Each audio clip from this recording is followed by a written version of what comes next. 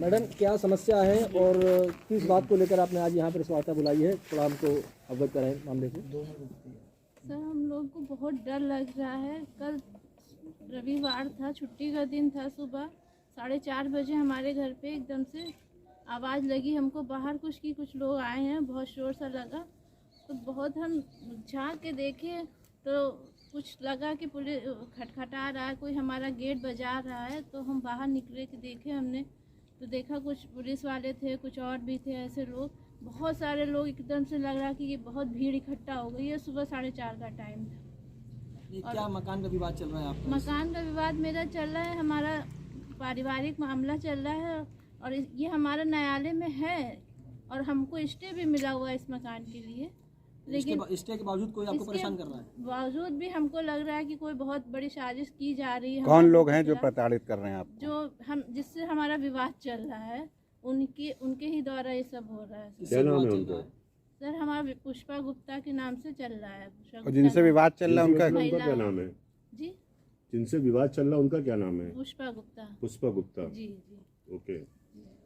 और वो तो सामने भी अब काफ़ी साल हो गए सामने नहीं आई हैं, लेकिन उनके द्वारा जो भी हैं वकील हैं उनके, कोई उनका जो भी है साथ दे रहा है। कोई ऐसा व्यक्ति है, ऐसा संगठन है सर कि लग रहा है कि बहुत ज़्यादा मतलब कि बहुत बड़ी साजिश के साथ साजिश लग रही है। विवाद करने की वजह क्या है? किस बात को लेकर विवाद कर रहे हैं? उनका कहना क्या है? उनका कहना भी मकान आप खाली कर दीजिए। क्यों? मकान खाली कर दीजिए। आपको तो स्टे है जबकि कोर्स है। हमारा स्टे हम तो अभी बाद में आए हैं सर। 22 साल हमारी शादी के हुए, हमारी शादी यहीं से हुई, यहीं हमारे 2 बच्चे हुए।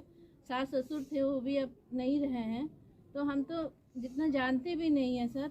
और वो चाचा जी थे, इनके चाचा जी के मकान नाम था, जो हमारे पति हैं उनके चाचा जी के नाम मकान था। तो अब उन्होंने किसी को रखा क्या किया तो उसके नाम भी वो मकान ज्वाइंट में हो गया। आपने पुलिस को बताया कि स्टे है हमारा, तो उन्होंने क्या बताया? सर ये नहीं, तो पुलिस तो ये कुछ बताने को ही नहीं था। उसने तो कहा सीधे कि आप अपने पति को बाहर भेजिए, हमको बात करनी है। इसी घटनाक्रम को आगे पूरा बताइए, आगे क्या कहें हुआ? कि आप अपने हस्बैंड को बाहर भेजिए, अपने पति को आशीष गुप्ता को बाहर भेजिए। हमने कहा किस लिए भेजे, आप कुछ बताएंगे हमको? कोई चीज़ कोई वजह है, किस वजह से हम करें? तो वो बार बार यही कि नहीं आप बाहर भेजिए, नहीं तो हम गेट तोड़ देंगे हमारा। आप वो बुलाइए, आप हम खाली उनसे बात करनी है, खाली बात करनी है, आप खाली उनको बुला दीजिए। और हम लोग डरे इतना थे, पति भी हमारे डरे थे, हम लोग भी अकेले। कभी ऐसा कुछ हुआ ही नहीं जैसे कोई टेररिस्ट को लेने आता है, इतना संगठन आ गया था कि एक व्यक्ति को लेने के लिए। 112 में कंप्लेन नहीं की? जी हमने तुरंत, जब बहुत हमने देखा कि अब वो लोग नहीं मान रहे हैं तो हमने 112 पे कंप्लेन की। फिर 112 वाले उन्होंने कहा कि ठीक है हम आपको कंफर्म करके बता रहे। तो उन्होंने आशियाना थाने पे फ़ोन करके पता किया जो भी, तो उन्होंने कहा नहीं है तो मैडम ये थाने से ही आप कोऑपरेट करिए इनके साथ। तो हमने कहा कि सर हम कोऑपरेट कैसे करें, इतने सारे लोग इतनी सुबह सुबह कैसे आ जा सकते हैं कि एक व्यक्ति के ऊपर इतना कौन सा चार्ज लगा है कि इतना ज़्यादा व्यक्ति। लेकिन किसी ने कुछ बताया नहीं उधर से। फिर उन्होंने हमारा गेट तोड़ दिया।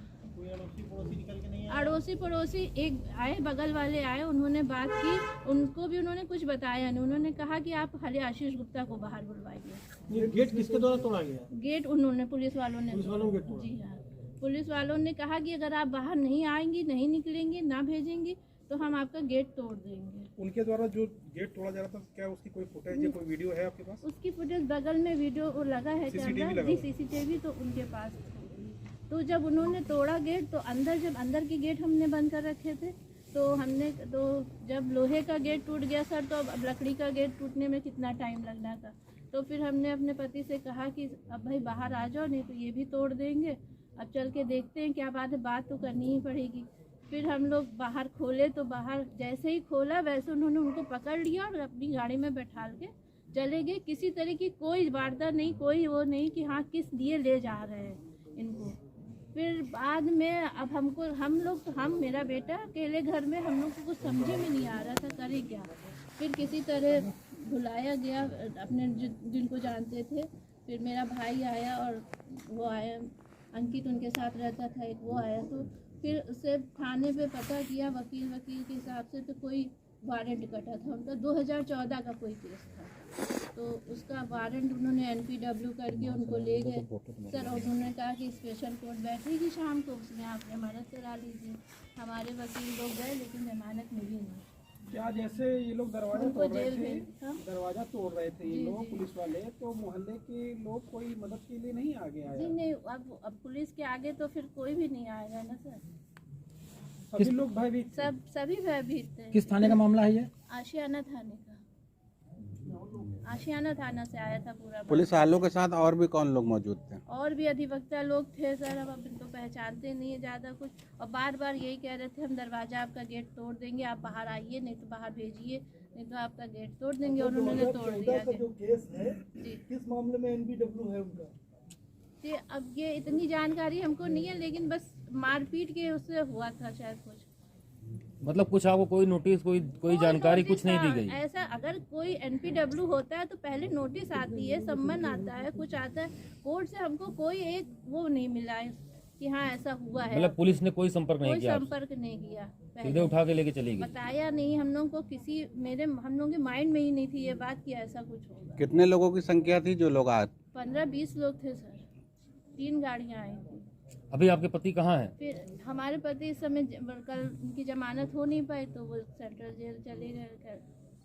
तो अब आप क्या चाहती हैं अब सर सरकार हम से, पुलिस प्रशासन से? पुलिस चाहते ये हैं कि हम लोगों की थोड़ी सुरक्षा चाहिए, क्योंकि हम लोग को डर लग रहा है कि कहीं वो हम लोग के ऊपर हावी होके हम लोग से ज़बरदस्ती ये मकान ना खाली करवा लें और हम लोग को कुछ हानि पहुंचाए, नुकसान पहुंचाए। हम मेरा बेटा अकेले, आने जाने वाले मिलने वाले आते हैं, लेकिन कोई इतना रुकेगा तो नहीं ना मेरे साथ, तो खाली हम अकेले ही हैं ना इस घर में। तो जब स्टे ऑर्डर लगा हुआ है तो आपका मकान जबरन कैसे खाली करा लिया कि जाएगा? हमको लग रहा है ऐसा कुछ, क्योंकि रेकी हो रही है हमारे घर की 2 दिन 3 दिन से हम देख रहे हैं, गाड़ियाँ आती हैं तेजी से, फिर धीरे धीरे ऐसे करके जाती हैं, और रेकी, और कुछ लोग खड़े भी हैं, अज्ञात लोग हमने देखा है, तो हमें लग रहा है रेकी हो रही है, कुछ ऐसा प्रावधान बन रहा है ऐसा।